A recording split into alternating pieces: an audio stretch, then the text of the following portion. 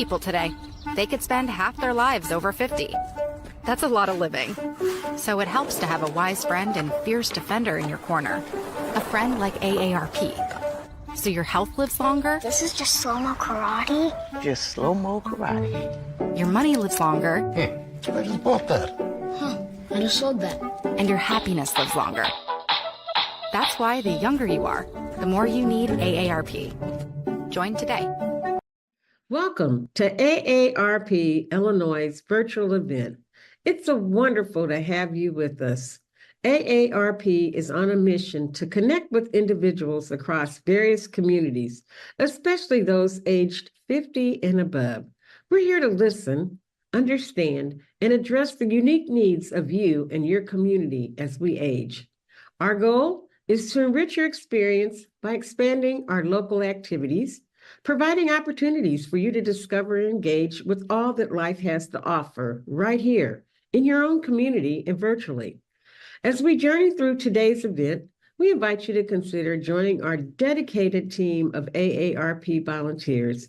It's a chance to make a meaningful impact and help us better serve those 50 plus across the nation. Connect with us and be a part of this vibrant movement toward positive change. Welcome, and let's make this event both fun and transformative.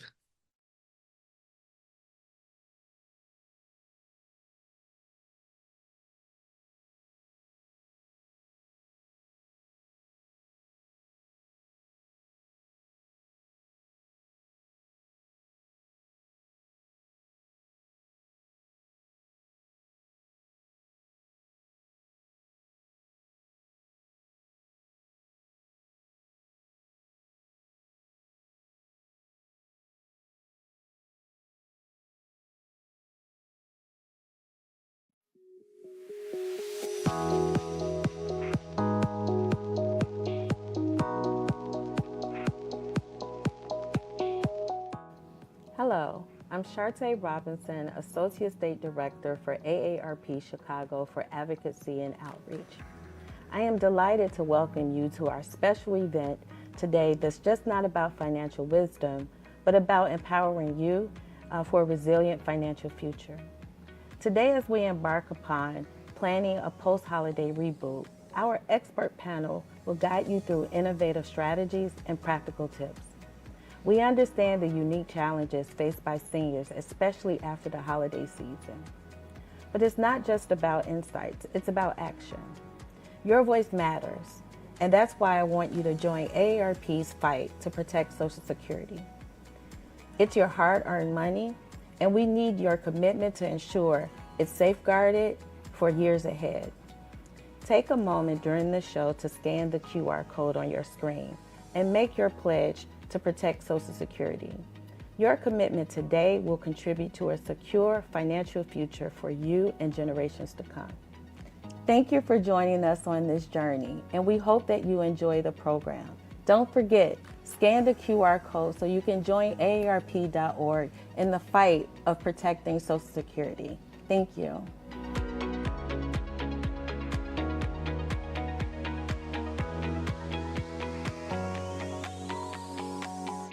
Hello, I'm Shartae Robinson, Associate State Director for AARP Chicago. Today we're speaking with Clive Finn, who's with CAP Risk Consulting, and Nisi Cotton, who's with Financial Literacy Campaign. Welcome. Thank you. Thank you. In this segment, we'll be talking about reflecting on holiday spending. So I just have a few questions for you all to answer just based on your background and your experience.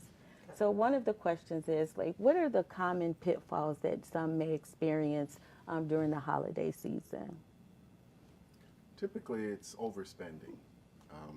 We have a budget, and we always just blow up the budget.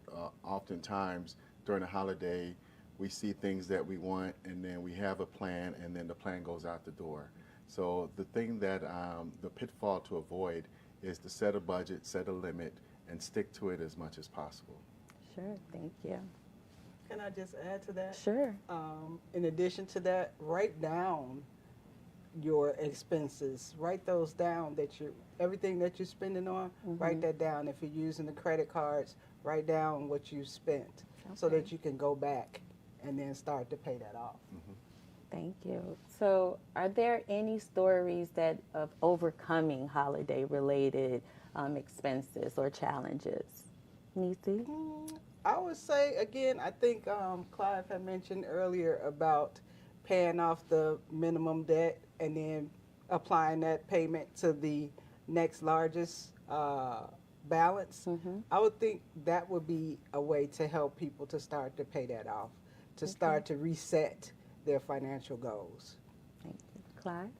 The story that I would say, talk about is when you start off the year and you have, like say you have a big family and you want to buy Christmas gifts and spend for the holiday, is to set another fund up, whether through a credit union or through your bank, and just put a certain amount away for a month. And so by the time you get around to November, you'll have a nice little cash stored away so that you can know what to spend on gifts for your family and friends, so you don't overspend during that time. Sure, that's great advice. And then finally, any words of reflection that you can share with the audience so that we can set the year off on a positive where our financial resilience is concerned? Well, first, again, don't fight over who answers first. Right. First, again, set a budget. Start out the year. Look at your expenses from last year and say, I won't do that again. And then you start at the top again. So, again, set up a fund for the holiday spending. If you have a trip you want to take, set up a fund for a trip, for your vacations, stuff like that. And always pay yourself first. You are the most important asset in your life.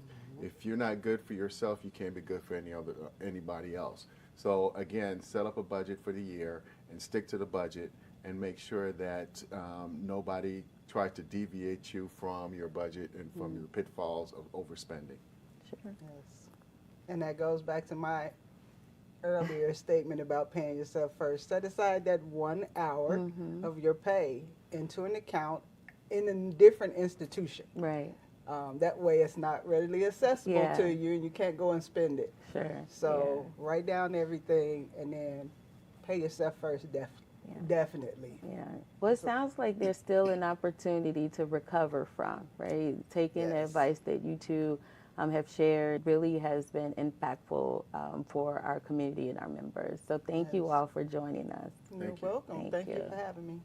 And up next, we'll be joined by Toya Hemingway, who is the Executive Committee member for AARP Illinois.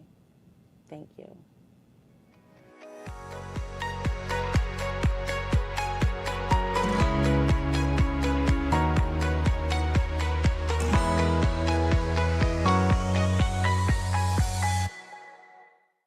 Hello everyone, this is Toya Hemingway, and this is Financial Planning, a Post-Holiday Reboot, sponsored by AARP Chicago. I will be your host for the remainder of the program. This segment is Breaking the Cycle, Innovative Financial Approaches. Our guest for this segment is Kimberly Thomas. Kimberly is a wealth accumulation and conservation specialist at Chemco International. Kimberly creates financial strategies to assist her clients with creating emergency funds, establish and monitor financial goals, retirement planning, tax-free retirement strategies. Thank you, Kimberly. Thank you. I am so looking forward to this because right after the holidays, you always need some help trying to figure out A, how to pay those bills, and B, what you can do better next time. So you're here to help us. Yes, that is true. For the most part, we spend about $662 on average during the holiday season. And for the most part, the average American has about $1,500 discretionary income to spend. So that's not that bad. And usually it's about 16 people on your holiday list, if you don't go ballistic like some people. So, yes, this is going to be a fun conversation. I'm looking forward to it. Thank you for inviting me. You're welcome. So I know that people spent less during COVID, But I heard that the number of dollars actually went up last year. It did. Okay. It did. It's interesting that it went up because more people are using credit and versus cash. So they had a lot of cash, an influx of cash during COVID, but now that cash is gone. Right. So now people are using a lot of credit, and they have to watch where they're swiping their card. That's serious business. You can really get yourself into some financial harm if you don't watch where you're swiping your card. So tell us some strategies for dealing with that. Well, I can tell you this. Okay. One of my business mentors, and he's pretty much the richest man that I know, he says spend your money first on paper. Plan it out. Okay. Plan it out. So if you're going to do some holiday shopping, or either it just may be shopping, period, then just put it all on paper, plan it out. Then also, if you can't say heck yes to what it is that you're going to buy, don't buy it. Do not buy it. Be enthusiastic. Yes, if you, like that is beautiful, that pink scarf you have on. And so I'm sure when you bought it, you said, oh yes, I need that scarf. So then if you can't feel enthusiastic about the scarf or whatever else it is that you're buying, then please don't buy it. Because you can get yourself into a situation with that credit card or either using cash that you really shouldn't spend. Okay, so what happens when you've already made the mistake of getting too deep in debt? What do you suggest? That's a really good question. Matter of fact, I had to make a commitment to myself. In 2023, my commitment was get debt-free in 2023. And so when I went into whatever store it was for the holiday or either post-holiday, I had to make sure that I kept my commitment to myself in the forefront of my mind. And then now we're in 2024. So my commitment to myself is I want more financially in 2024 because I didn't get totally debt free in 2023. Okay. Did I mention I have 3 crumb snatchers and they're constantly asking me for something? So I said, you're not going to keep me in this situation, but I do have to help as a mom. We all do if we're parents. Right. But in 2024, I'm committed to more financially in 2024. So I have to just make sure that before I swipe my card, I remember my commitment to myself because I am the most important person in my life. Oh, I have so many questions for you, Kim. But let's start with that credit card debt. So you have the debt, and they tell you you only have a minimum amount to pay. What do you recommend people do to get rid of that debt? Well, if you want to stay in debt for 20, 25, 30 years, then just continue to pay that minimum amount of $25 that they ask. But if you want to make your FICO increase, or if you want to be committed to getting debt free, then that minimum payment will not do it. So please, if that's what someone is doing, they need to do a quick calculation to find out how much more they can do a payment out of their discretionary income to get out of debt. And if you want to be like me and get debt free, then if you want to do it in 12 months, then let's figure that out on what you can do in a 12-month time frame to make sure that credit card is paid off. Going back to the paper. Going back to the paper. Right. And that's another way that I make sure that I stick to my program is I have a little sticky note in my purse when I do go to whatever grocery store or whatever store it is that I'm shopping. And I have my list on my sticky note to remind myself, this is what I came into this store for. Do not deviate. Good idea. But talking about those gifts for a moment, do you have some alternatives to spending all your money? I do. You know, because nobody wants to go broke. I've been broke before. That's not fun. Okay. I think we've all been there. It's no fun being broke. Yeah. But yeah, I do have some alternative things. A couple things that my mom and I do instead of buying material things, we like experiences. Oh, okay. Yeah, so every January we go for a family outing. So we just came back from a trip from Mexico, and we took her girlfriends. We call ourselves the do whatever you like girls. Okay. So my mom's 78. Her girls that we went with are 81. Wow. 84. and I'm 51 and my cousin is 54. So we like to do whatever we like. Let it be eat all the chips. Okay. It's holiday. It's holiday. Yeah. So whatever it is. And so we just make memories. So that's one thing that we do. And then another thing, what you can do instead of just giving trendy shirts and trendy shoes, is give a gift of life. Like, a lot of people don't necessarily know how important life insurance is, but make sure that you have some of that, because there's so many situations where people don't have enough.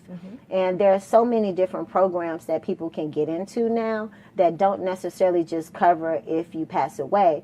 It covers if you live, because that's what we're going to do. We're going to live every day, and we're going to make every day our best day. So Kimberly, you had some great ideas about gifts and alternative gifts. Let's talk about how to fund those ideas. What do you suggest? Well, I would suggest to make sure that you look at your different assets that you have, because some people do have different qualified assets that they can take required minimum distributions from, and then that way they can fund the gifts. For example, a qualified plan would be an IRA. Everybody knows about those things. So if you have an IRA and you're 72 and a half or older, you have to take a RMD, which is a required minimum distribution. That takes place every year. You must take the RMD out every year out of your IRA, or either you have a penalty that you pay for, and usually that's about between 25 and 50%. So I just wanted to give you the background music on it. So since you have to take the money out every year, why not pay for the annual trip that you and your family can do and create memories and create experiences? These are things that we do. Also, a lot of families, they own timeshares. Okay. So that's something that we do as well, since we have several. So we use our timeshare points, or either our timeshare, they go by different points. So we can use that to create memories. Let it be, if someone graduates, you can take them on a graduation trip to honor them, or either just make some memories with your family. So instead of buying that trendy shirt or those trendy shoes, think about the assets that you currently have. Think about how you could possibly spend the assets while you're living, because we're making the best days for ourselves while we're living now. Okay, Kimberly, great ideas. And I know you share this information with people via social media. So how can people get in touch with you? You can reach me at Kimberly Thomas on LinkedIn, or Kimco International on LinkedIn, or either call 312-792-4216, or either by email kim@kimcointernational.com. Thanks, Kimberly. Great ideas, and thank you so much for sharing that information. I'm sure everyone will get a chance to go to your website and get more ideas from you. We're going to be talking next about smart budgeting and planning, and we're so looking forward to having that conversation. Have a cup of coffee while you wait.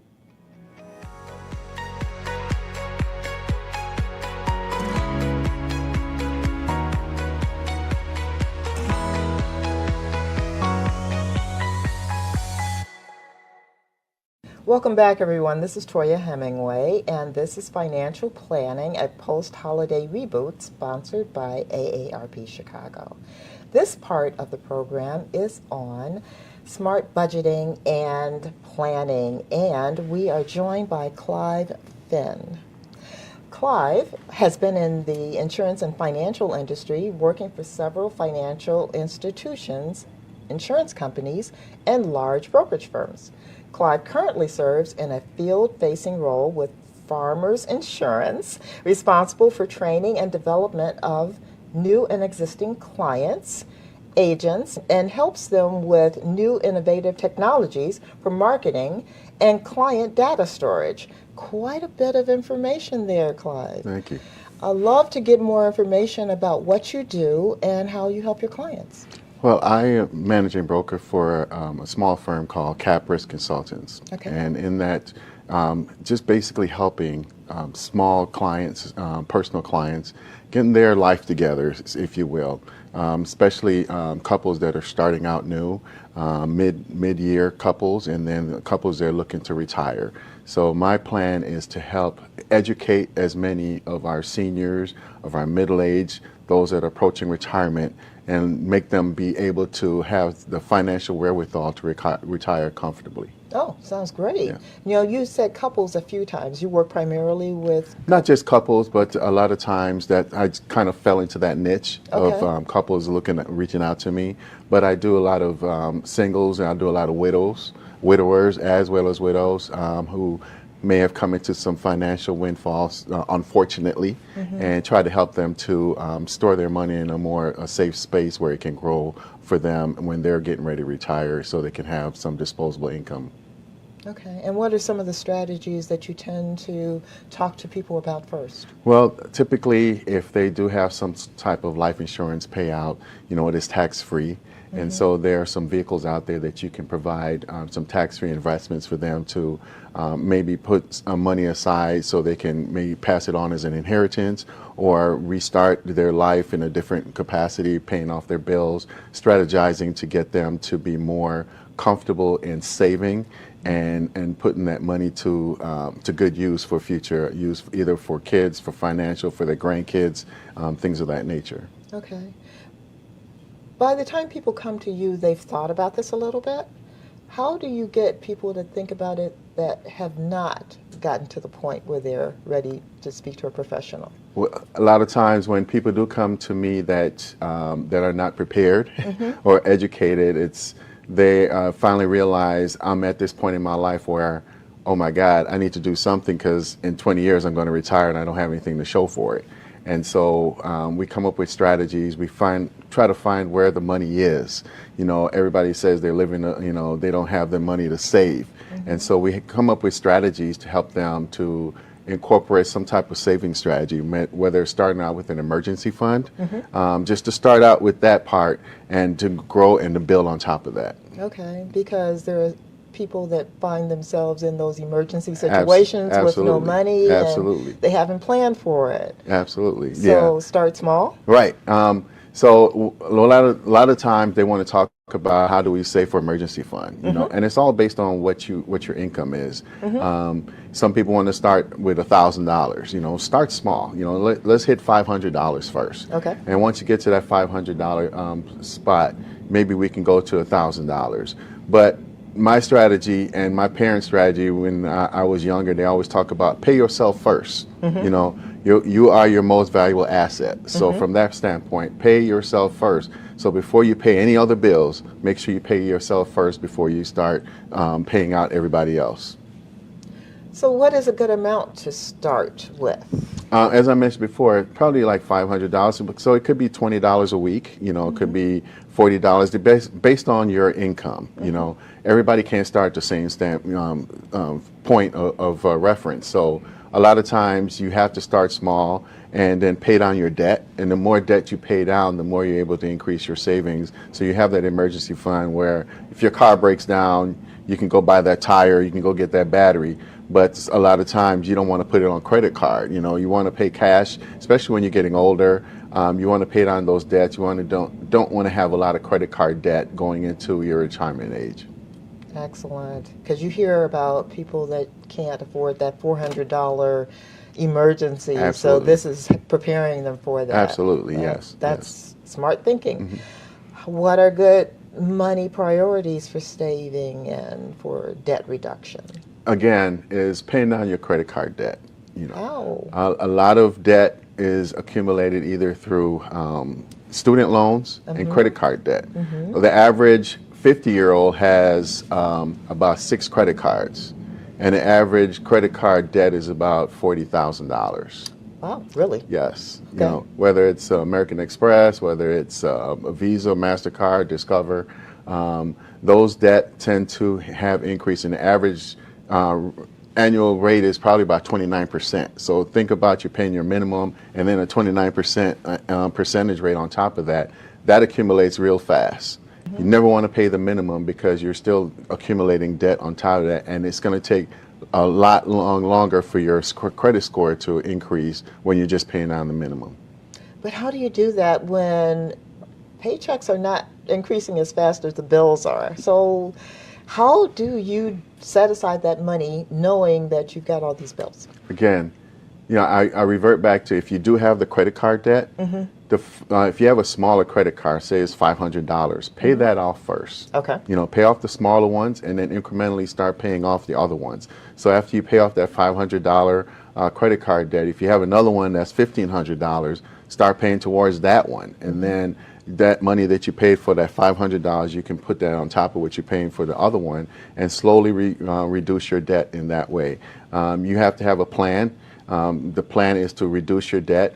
And you're never going to be debt free, because we all have mortgages, we all may have car loans and stuff like that. But in essence, when you pay down those smaller nuisance bills, as I call them, the better off you have to have emergency cash savings abound for you to save for a rainy day. So you do believe in prioritizing debt? Absolutely, Okay. absolutely. Okay, and are you basing that on dollar amount or interest amounts, or what's the best strategy? I look at the dollar amount Okay. from a dollar amount standpoint. Okay. As I mentioned before, you pay down your smaller ones, Okay. and then as they increase, the larger debts, you start applying what you paid off on the smaller ones to the larger ones, and that will help you. So if you have a minimum payment of $50, it's going to say your minimum payment is $50, but the stated amount might be $75. The $75 is what the interest charge might be on top of the minimum. So you pay the stated amount first before you start paying the minimum. And that's important to keep you from having that interest charge every year or in a monthly accumulate. I see, okay. So you've got some strategies. You've got the individuals who are thinking about making the payments and bringing their debt down, and they've actually started. What do you recommend that they invest in? Every client of mine it's like a thumbprint. Everybody doesn't have the same thumbprint, so I can't use the same strategy for client A as I can for client B. So I have to know what their risk tolerance is, Okay. what their risk portfolio is, and what they're available to invest in. I always talk about, if you are on a job and they offer a 401k plan, make sure you invest in it from day one. A lot of companies match and sometimes overmatch what you're contributing. So if you're contributing 4% of your paycheck, they might match 4% or above, depending on the years of service. So that's a great tool to have in your toolkit, is your 401k plan. Invest in that immediately when you start on the job. The average 30-year-old who start investing in a 401k plan, by the time they're 60 years old, they can actually be a millionaire when they walk out the door. Wow. It's always great to hear that if you have a strategy, it might work for you. Yes. So you've got some great ideas. How can people talk to you more to get more details about this? My phone number is 312-246-2131. I'm a small boutique that helps clients, help them grow incrementally and help them plan for retirement in their mid to later years in life. Okay. Thank you so much. Really appreciated all of the advice. Thank you. Up next is Investment and Savings Innovations. We will be right back.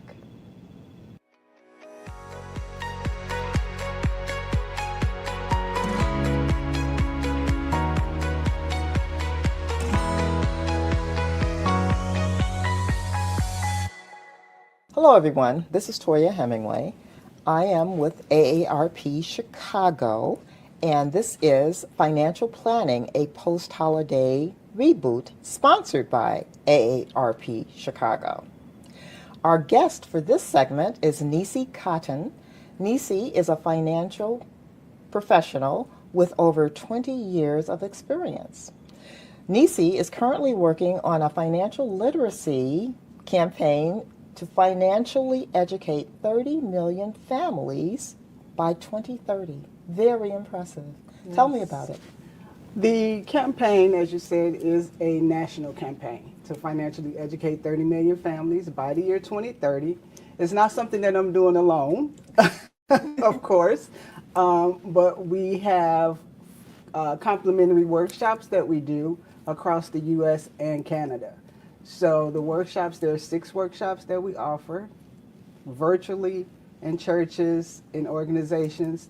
So we just want to make sure that people understand how to retire, the best ways to put their kids in college, estate planning. We want to educate people so that they know how to go about doing these things for themselves. Okay, to set goals. Yes. Okay.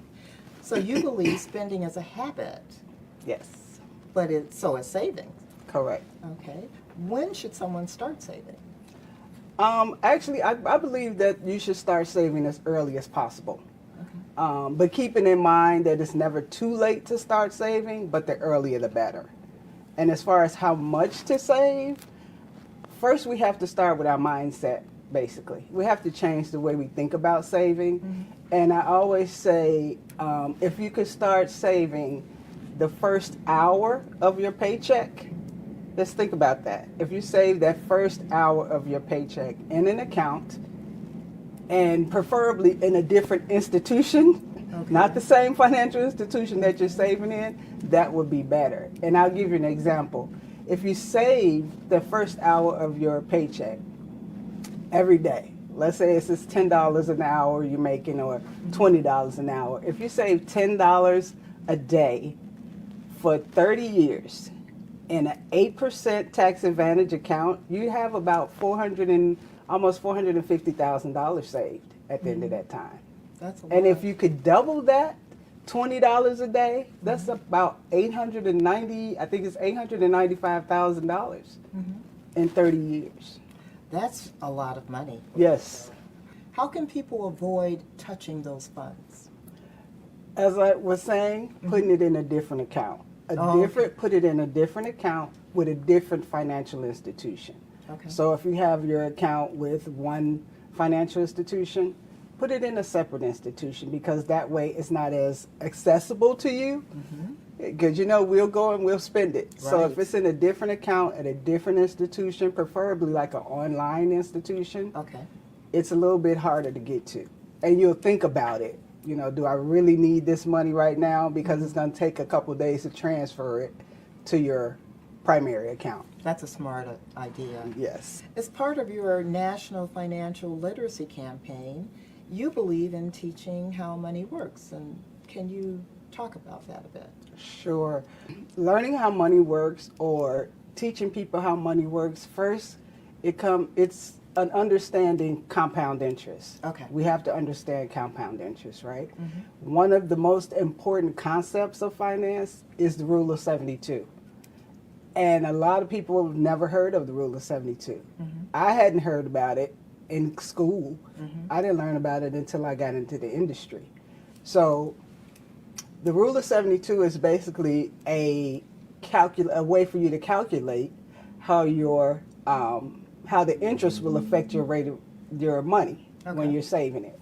So for an example, if you're earning 1% on your money, right, and you divide 72 by 1, how long is your money going to double? That number tells you how long it's going to take for your money to double. So it's basically 72 years. How many 72 years do you have, Toya? Not very many. Okay. I wish I could say more, but no. Right. So if you're getting 8% on your money, though, it's going to double every 9 years. I see. So now you have a few more 9 years than you would have 72, right? So you're looking for that number that's going to get closer to. Right. That can help you get to your goal quicker, right? Okay. But on the flip side, if you think about, you're getting 1% on your money, you're earning 1% on your money, but what about your credit card debt? If you're being charged, let's say 18% on your credit cards, right? Now your debt is gonna double every 4 years. So it's very important to know how money works, so that you can get ahead instead of always feeling like we're behind. Okay. So with that thought in mind, are you suggesting that people should pay off their debt as opposed to save? No, it's something that we should actually be doing at the same time. Okay. Simultaneously. Save a little bit, but still pay off your debt. And with that debt, If you're only paying the minimum, then that really escalates that time for you as far as it doubling. Absolutely. I love the rule of 72, and I really like you informing people about that. Yes. So what is a personal financial strategy, and what's the best way for someone to get started? A personal financial strategy is basically a data gathering tool that's used to take a holistic approach on how to help someone financially plan out their future. So in that form, you're basically looking at a person's concerns. What are your concerns? Is it planning for retirement? Is it college planning for your child? Is it proper life insurance protection? What are your concerns? And then it also looks at what are your goals? What are your short-term goals? What are your mid-terms? What are you trying to reach? What are you trying to accomplish? And then it also looks at how much income is coming in for the household versus how much is going out. So what are your monthly expenses? Is it mortgage, rent, car? All of your monthly expenses, we look at that. Then you also want to look at, okay, what are your liabilities? What type of liability? What type of assets do you have? So, because when you look at all of that, then you can better help someone plan for their, for their financial future. You don't want to just say, oh, Toya, you should just get this and not know the overall picture of that person's finances. So what's the best way to get started with that? The best way to get started, I would say, is to schedule an appointment with a licensed financial professional, someone that can help you go through those, that whole process. With our National Financial Literacy Campaign, we actually offer that service complimentary, so there's no charge for it. And then once you go through that process, we give you a recommendation as to what's best for you, what's suitable, and what's most affordable for you to get started. Okay. I like the complimentary because many people can't afford a professional. Correct. Okay. Correct. And you're nationwide? Yes, nationwide. We have offices. We have over 600 offices across the U.S. and Canada. So I'm actually licensed, of course, in Illinois, but I'm also licensed in Oklahoma, Texas, Georgia, North Carolina. But I do have colleagues in other states that I'm not licensed in that can help someone. So if someone wanted to start on their own, what would you recommend that they do? Start on their own how? Just with a savings plan. Oh, with a savings plan? I would say, first of all, start that 1 hour. And if you're making $20 an hour, but you feel like, oh, I can't do that, start with something, $5. Just put that aside somewhere in an account so that you can start to at least save. Because we've already been through a pandemic, right? COVID. Right. It was unexpected. A lot of people were not prepared. So put something to the side for emergencies. What about the retirees, the people that are not employed?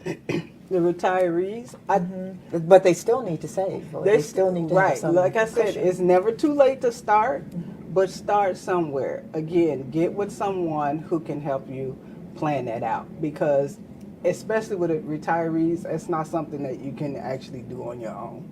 You need some guidance. You need a coach. We have a coach for everything else, right? This is true. Why not have a financial coach? Okay.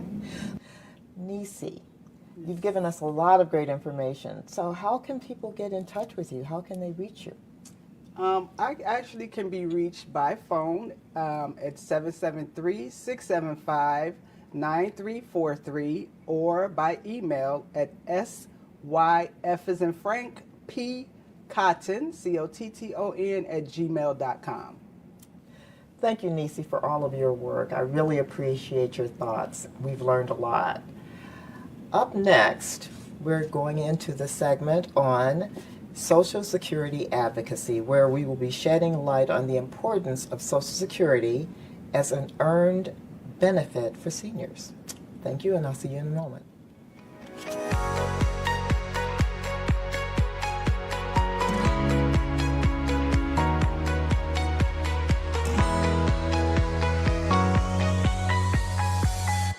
Hello, everyone. Welcome back. This is Toya Hemingway, and this is Financial Planning, a post-holiday reboot sponsored by AARP Chicago.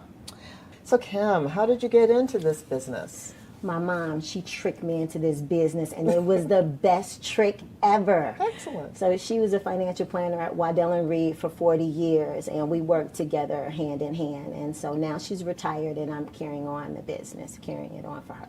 Okay. What are some of the biggest obstacles you see to financial planning for individuals? People to get started. Okay. It can be a very scary thing to get started, but that's very important to do so and start early. I would suggest if you have a job in your 20s, start planning now. And it can be with small money, because small money makes big money eventually. Do you find that younger people are more reluctant to save? I find that. I'm a mother of 3. I have a 25-year-old, a 19-year-old, and a 23-year-old. And just trying to get them to save sometimes is just like World War III. But they do listen, and I always win when it comes to my boys.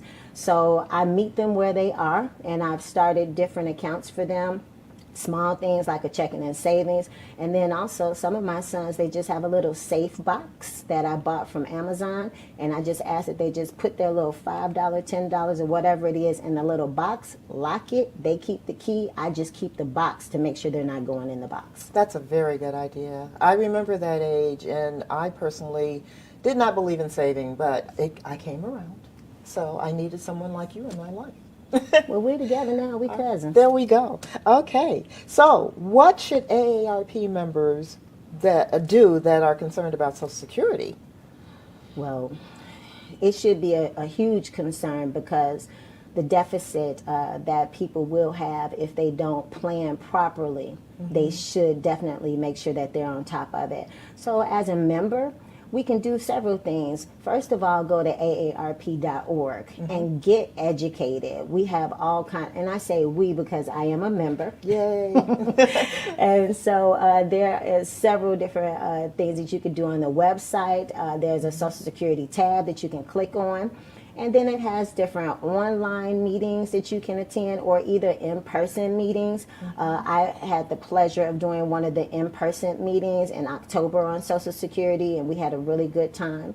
So as a member, not only can you get educated, get involved. There's over 50 million AARP members across the nation, and multi-million of them in the Chicagoland area. But 2.6 million members wrote letters to Congress to make a change in Social Security, and AARP is a committed advocate on Social Security, and that's because its members are committed to making sure that Social Security is doing what it's supposed to do. Absolutely, and I love your enthusiasm on the topic. So it's been stated many times there's a potential shortfall. You mentioned it just a moment ago. Go into a little bit more detail about that and how people can prepare for it. The shortfall is, they're thinking that it was going to be 2034, but recent changes to the law says that it's about 2041 that this shortfall will take place. And it's supposed to be about 22% that the shortfall will equate to. So in numbers, if you were getting a $1,000 check, then you'll probably get about $780 instead of that $1,000. Now we need to think about how are we going to fill that void? Because based on current law right now, there is going to be a shortfall.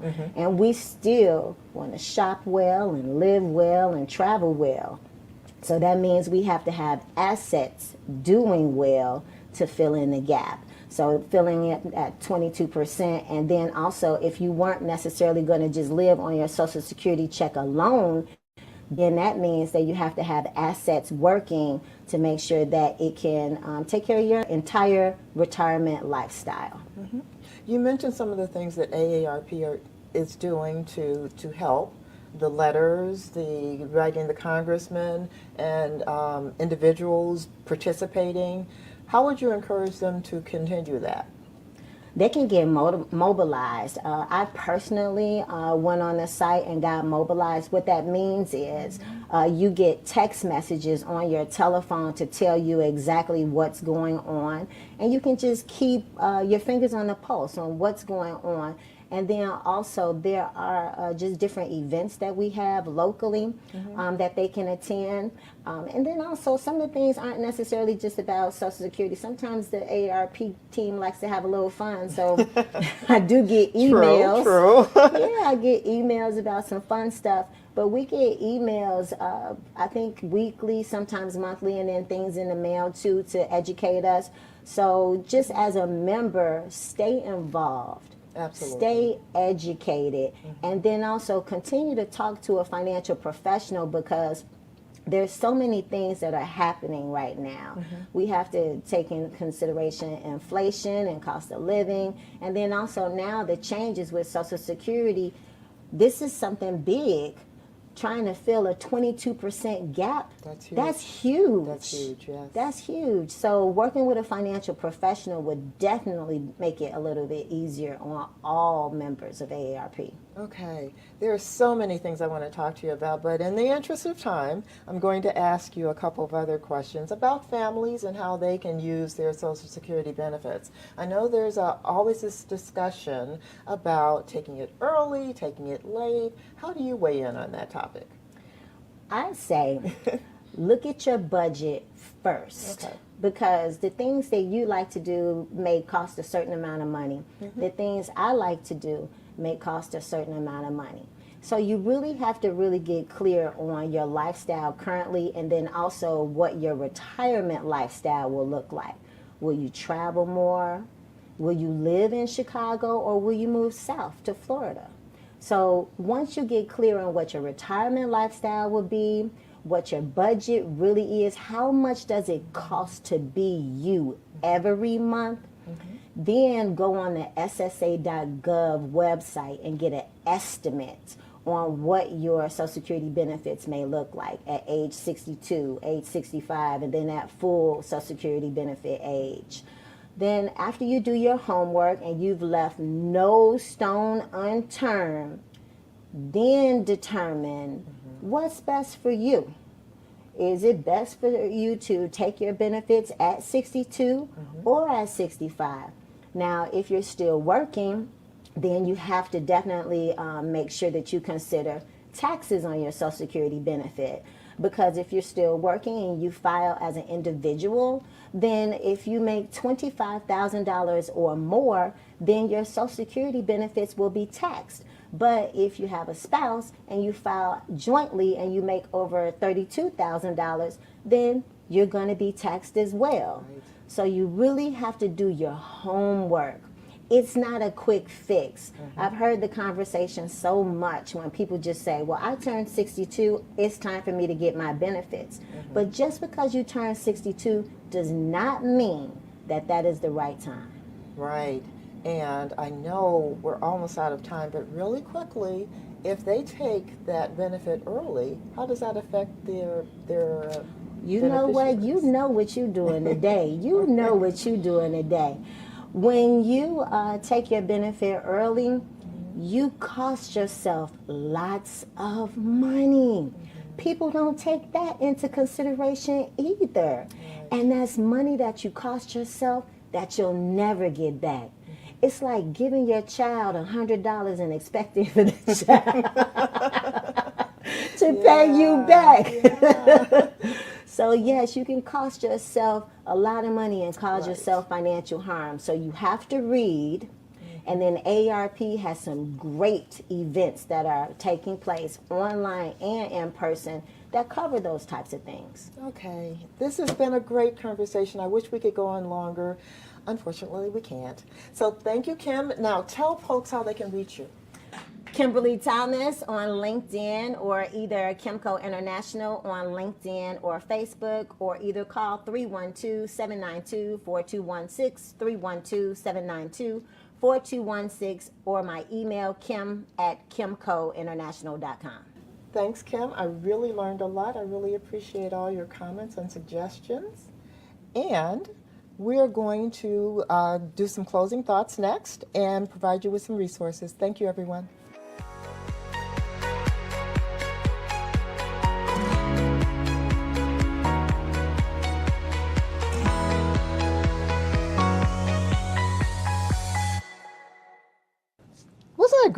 It was fantastic. A lot of good conversation today. It really was. Yeah. How wonderful was it that we were able to bring about financial experts to provide and deliver just great information for our community and our members. Absolutely. Yeah. We talked about tax strategies. We talked about goal setting, Right. how to get out of the holidays with your budget intact, Yeah, right. and how to prepare for the holidays so that you don't go so deeply in debt. Right. Really great conversations, Sure. Clive and Kim and Nisi and you. Right. So I really enjoyed it. Yeah, this was great. I thank you so much for being the interviewer for this event. And we also want to make sure that we provide resources for our community, right? So you can visit AARP.org, AARP.org/Chicago. And then also there are tools that are found on our websites, right? And so what we want to make sure is that our community is empowered, that they have resources, and then also to take a pledge. So there is a call of action. There will be a QR code on your screen, and we're asking you to scan that so you can join our fight with securing Social Security for yourself and other generations that will come after. And so what a wonderful production that we've had. And I hope that we will continue to have these conversations so that people will be more inspired and empowered to be very mindful about their financial presence today and for tomorrow. Absolutely. Yeah. Not just for post-holiday and Social Security, but some the other aspects of their financial Right. health. Yeah, it's so interesting. The information we learned today is that you can start today. Absolutely. Right? Yes. You know, Yes. even if you feel like you're behind or delayed, Yes. you can start today. So we welcome continued conversations with our community and then to host these types of events. One of my favorite things that someone said was, actually it was Clive, talking about using, starting small, using whatever tools you have available to Right. build towards that emergency fund or that nest egg that you're trying to get to. So Right. I really like that. Sometimes people get discouraged, and this helps them get past that. Yeah. And also one of the things that came up in conversation, I think each one of our panelists, our guests, they talked about how family was influential and how they started working with community, and there was a passion, but it was also passed down like generations, their Absolutely, parents or yes. what have you. So we realized that we too can be influential by starting small within our families, right? So you start there and you can build out, right? So that was one of the things that was very obvious to me, that community starts and education starts at home. The good news is that all of us can do this. Yes. No matter where you are, Sure. you can do this, and that experiences count, and that it's achievable. Right. So Yeah. I love that. Yeah, I just want to highlight again the people who just worked with us on this engagement, right? So from Kimberly Thomas to Nisi Cotton and Clive Finn, as well as yourself. Thank you, Toya Hemingway. This was well organized and put together for our community members. Thank you. You're welcome.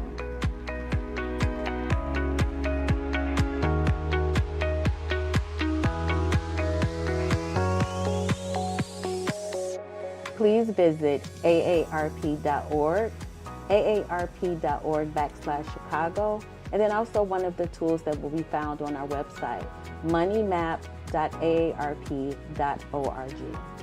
And then also we want to empower you and ask you to join us in the fight for Social Security by scanning the QR code that will be found on your screen. Thank you.